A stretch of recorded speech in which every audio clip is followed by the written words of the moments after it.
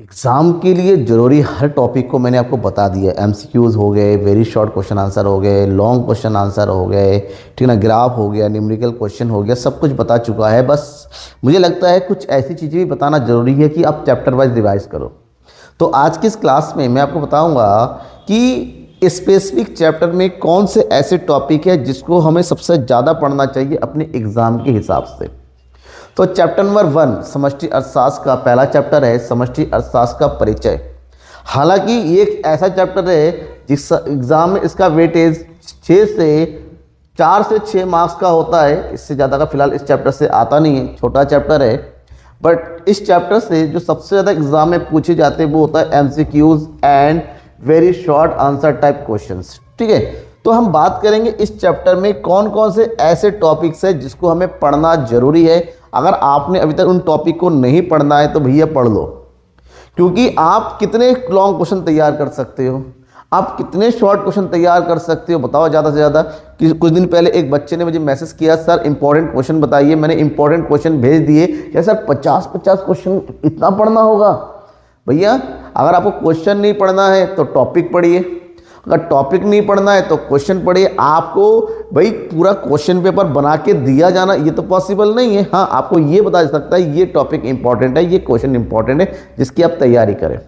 तो अगर हम बात करते हैं समष्टि अर्थशास्त्र यानी कि मैक्रो इकोनॉमिक्स के चैप्टर नंबर 1 की, तो चैप्टर नंबर 1 में मोस्ट इंपॉर्टेंट टॉपिक्स कौन कौन से हैं जिसको हमें पढ़ना चाहिए और हमारे एग्जाम के लिए इंपॉर्टेंट है, क्योंकि ऑलरेडी मैं पढ़ा चुका हूँ ये टॉपिक्स। अगर आपको क्लियर नहीं है जो मैं बताने जा रहा हूँ, डिस्क्रिप्शन में जाइएगा आप, डिस्क्रिप्शन में व्यष्टि और समष्टि अर्थशास्त्र के सारे चैप्टर के वीडियोस की प्लेलिस्ट गिवन है, आप वहाँ जाके देख सकते हैं।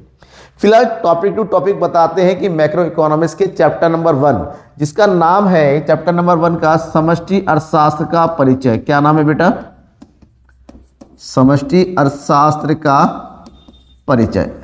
इस चैप्टर से कौन कौन से क्वेश्चंस एग्जाम में पूछे जा सकते हैं उसकी बात करते हैं। कौन कौन से टॉपिक में हम टॉपिक की बात करेंगे बेटा। आज क्वेश्चंस की बात कर चुके हैं, एमसीक्यूज की बात कर चुके हैं, डिस्क्रिप्शन में ऑलरेडी बता चुका हूं, डिटेल से पढ़ा चुका हूं। तो आज मैं केवल टॉपिक की बात करूंगा, क्या क्या आपको पढ़ना चाहिए। तो सबसे पहला जो टॉपिक पढ़ेंगे वो है आपका समष्टि अर्थशास्त्र का अर्थ एवं विशेषताएं। समष्टि अर्थशास्त्र किसे कहते हैं, समष्टि अर्थशास्त्र के आप क्या समझते हैं, समष्टि अर्थशास्त्र की क्या आशा है, समष्टि अर्थशास्त्र की विशेषताओं को बताइए। तो इन दो पॉइंट को, समष्टि अर्थशास्त्र के अर्थ और समष्टि अर्थशास्त्र की विशेषताओं को आपको पढ़ना है, जैसे भी हो हर हालत में पढ़ना है, अच्छे से पढ़ लीजिएगा। इसमें जो दूसरा इंपॉर्टेंट टॉपिक है वो है समष्टि तथा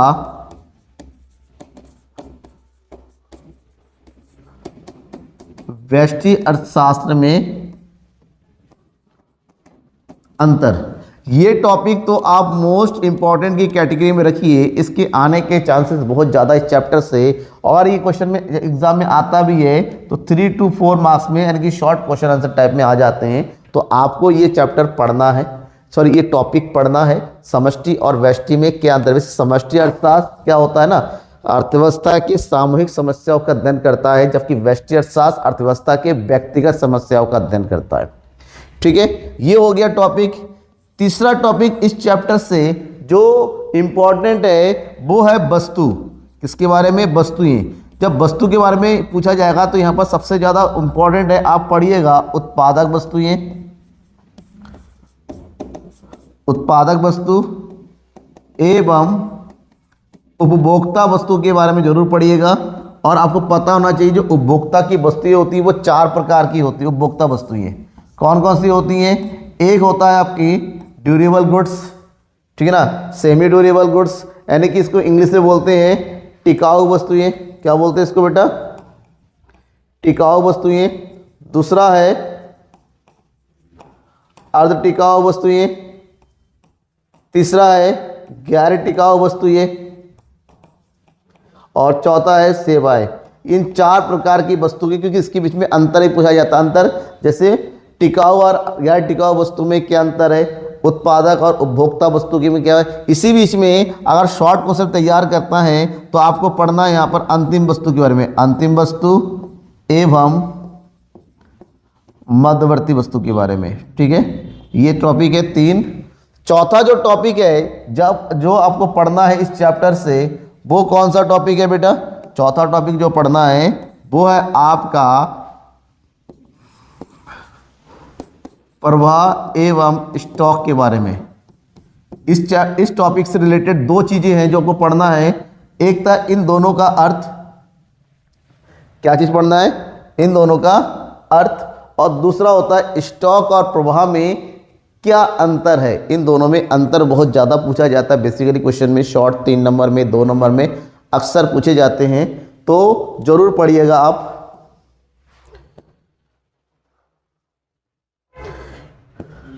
तो स्टॉक और प्रवाह में क्या पढ़ना है आपको?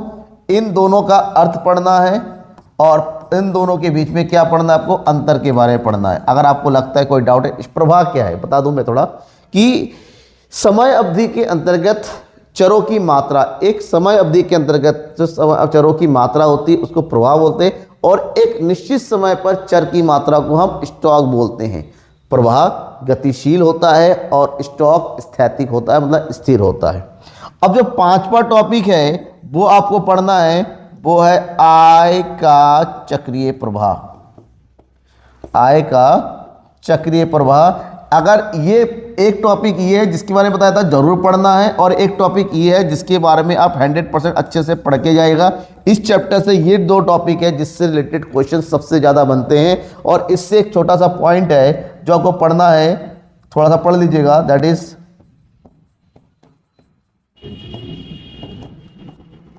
मौद्रिक प्रवाह तथा वास्तविक प्रवाह। मौद्रिक प्रवाह क्या है और वास्तविक प्रवाह क्या है, इनको जरूर पढ़िएगा। अगर आपको लगता है कि कोई इंग्लिश मीडियम के स्टूडेंट है कि इंग्लिश में बताइए, तो मैक्रो इकोनॉमिक्स की meaning and features, number 2 difference between macro economics and micro economics, number 3 types of goods, उसमें सबसे ज़्यादा इंपॉर्टेंट है producer goods and consumer goods. We are 4 type of consumer goods, durable goods, semi durable goods, non durable goods and non material goods. उसमें आपको जरूर पढ़ना है एक टॉपिक और इसका एडिशनल पढ़ लीजिएगा, that is final goods and intermediate goods. उसके बाद आपको पढ़ना है स्टॉक एंड फ्लो के बारे में, और सबसे इंपॉर्टेंट लास्ट में है that is circular flow of income के बारे में। ये 5 टॉपिक है चैप्टर नंबर 1 से, और इस 5 टॉपिक से रिलेटेड एग्जाम में क्वेश्चन अक्सर पूछे जाते हैं, और आपको ये छोड़ना नहीं है, क्योंकि लॉन्ग क्वेश्चन तो इस चैप्टर से नहीं आते हैं, बट जो शॉर्ट क्वेश्चन है 2 मार्क्स, 3 मार्क्स, 4 मार्क्स, इस चैप्टर से एक ना एक क्वेश्चन आ ही जाता है। तो आपको 4 या 5 नंबर में कुछ ना छूटे, कि जब अगर आप 1 घंटा भी पढ़ते ना, 1 घंटे में ये 5 टॉपिक क्लियर हो जाता है। अब मैं एक बात बताता हूं, अगर इन 5 टॉपिक में आप देखिएगा, समझिएगा, इन 5 टॉपिक में आपको लगता है कोई भी एक टॉपिक जो आपके दिमाग में नहीं बैठ रहा है, कोई भी एक टॉपिक इन 5 में, तो मुझे जरूर बताइएगा। तो नेक्स्ट टाइम जो वीडियो बनाऊंगा उसमें सबसे पहले आपको उस टॉपिक को क्लियर कर दूंगा कि क्या है। फिलहाल आपको अगर नहीं आता, डिस्क्रिप्शन में इस पूरे चैप्टर का वीडियो का लिंक गिवन है, ठीक है। प्लेलिस्ट बना हुआ है वेस्टी का भी, समष्टि अर्थशास्त्र, उस पर ओके करेंगे तो chapter wise proper description, proper explanation video दे रखा है, वहां देख लीजिएगा। और आपके एग्जाम से रिलेटेड मन में कोई भी डाउट है इकोनॉमिक्स से रिलेटेड, वो जरूर पूछिएगा। तब तक के लिए थैंक यू एंड बाय।